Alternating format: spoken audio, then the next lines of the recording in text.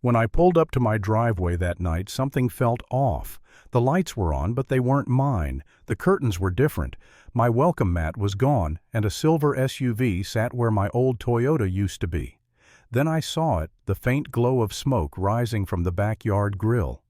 A stranger was flipping burgers in my yard like he owned the place. When my key didn't fit the lock, my stomach dropped. A woman stepped out from the kitchen and said, "Can I help you? This is private property." I stammered, "Ma'am, this is my house." She laughed nervously, waving a deed. "Not anymore. We bought it last week through your HOA. That was the moment everything inside me cracked.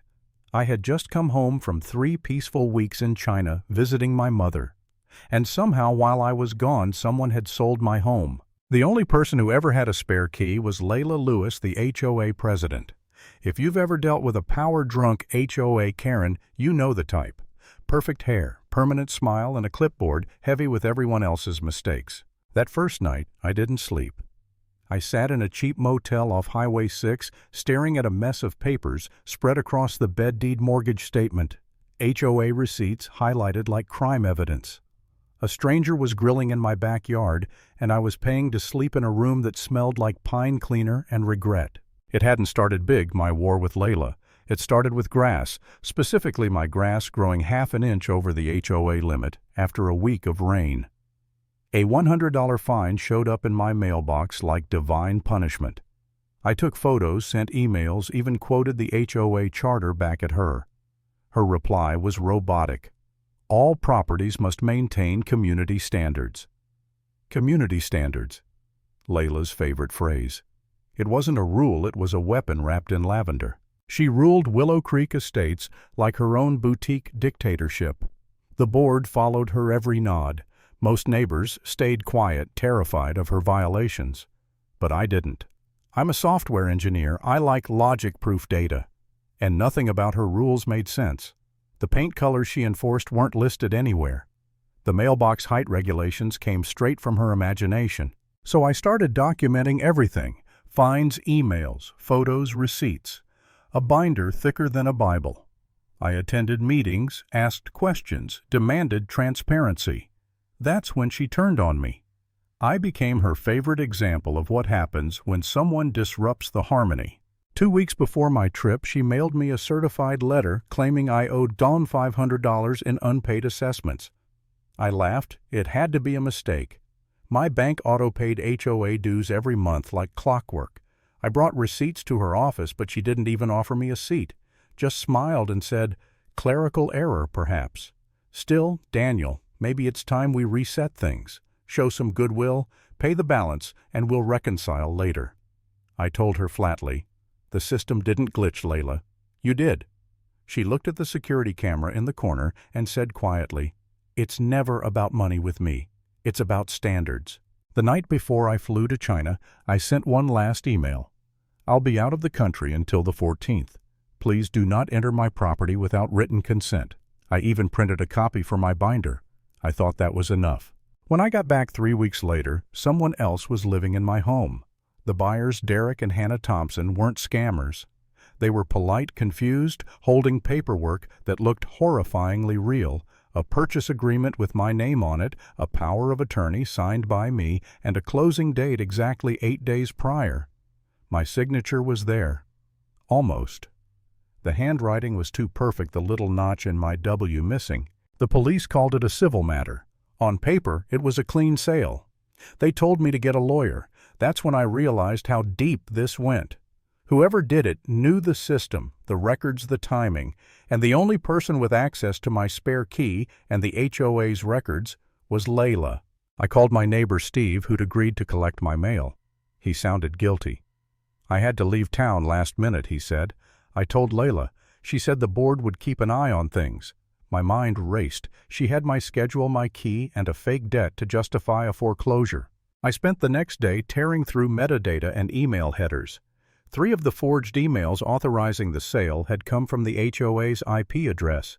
The same office suite with Layla's frosted glass door and her bowl of sugar-free candies that tasted like rules. I brought everything to a real estate lawyer, Kevin Adams. Calm guy, sharp eyes. After reviewing my files, he said, "You're not crazy, Daniel. You're the victim of an organized fraud." He pointed to the documents. Layla Lewis was the listing agent. The buyer's agent, Travis Lewis, her nephew. That's motive, opportunity, and profit. When he said the words felony real estate fraud, I felt something break loose inside me. Not fear, but fire. Kevin helped me file motions, complaints, subpoenas. We traced the money. $362,000 went to her LLC Willow Realty, registered to the same address as the HOA office. $300 went directly to her labeled commission. Layla's arrogance was her blind spot. Even after selling my home, she scheduled an inspection for my address just to remind me who ran the neighborhood. But that audacity became our weapon. Kevin filed for an injunction to freeze the property title and a cease and desist to preserve HOA records. Within a day, Layla called me for the first time in months. "Daniel," she said sweetly, "this legal nonsense isn't good for anyone. You should have come to me first." I said I did. "You sent me a fake bill and sold my house." Her tone hardened. "You're making a mistake." I hung up. A week later, Steve handed me a USB stick. My wife's security camera caught something he said. The footage showed Layla and two men moving boxes out of my home while I was abroad, her pink blazer glowing under the porch light. She waved her phone like she was giving a tour. The timestamp matched the day she claimed there'd been a property inspection. Kevin nearly whistled when he saw it. That's breaking and entering. Add it to the pile. We found two more neighbors who admitted Layla had handled their property sales after bogus dues claims. One was an elderly widow who never received payment. "She's been stealing people's homes under the guise of HOA enforcement," Kevin said grimly. For a while I doubted everything. I'd wake up in that motel wondering if this fight was worth it. I'd lost my house, my peace, my reputation. Neighbors whispered that I'd gone off the deep end. Even my mother told me, "It's only a house, Daniel." And for a moment I believed her. Maybe I should just let it go. But then I looked at that binder, the one with all my evidence, and thought if I quit, she wins. She'll do this again to someone who can't fight back. That was my reason to get up. The county fraud unit opened an investigation. Detective Ramirez took our evidence and said, "We've had other complaints about this HOA. Yours might be the one that cracks it." It snowballed from there. Handwriting experts proved the forgery. The escrow records tied Layla's company to multiple fraudulent transfers. Kevin said it best. "She's been laundering HOA foreclosure funds through her brokerage. It's over." But Layla didn't go quietly. She mailed me a letter from the HOA board suspending my community membership for defamation. She started whisper campaigns calling me unstable. She even came to my motel once, standing in the parking lot with sunglasses and a smile like nothing could touch her. Her last mistake came from her own arrogance, a voicemail she left on Kevin's line by accident. "Tell Travis to move the HOA files out of the office. The investigator might come by next week. We'll say it was a mix-up with Daniel's authorization." That was obstruction, plain and simple. The next day, deputies raided the HOA office, seizing boxes of records and computers. Hours later, Layla called me screaming, "You think you've won?" "You're destroying this community," I said quietly. "You destroyed it the moment you sold my home." The following week, the HOA meeting was standing room only. Reporters lined the back wall. Layla stood at the podium, still in her pink blazer, voice trembling but defiant. "These accusations are tearing our neighborhood apart." The doors opened mid-sentence. Two FBI agents stepped in, badges flashing. "Layla Lewis," one said, "you're under investigation for federal fraud and forgery. We have a warrant to seize all HOA records."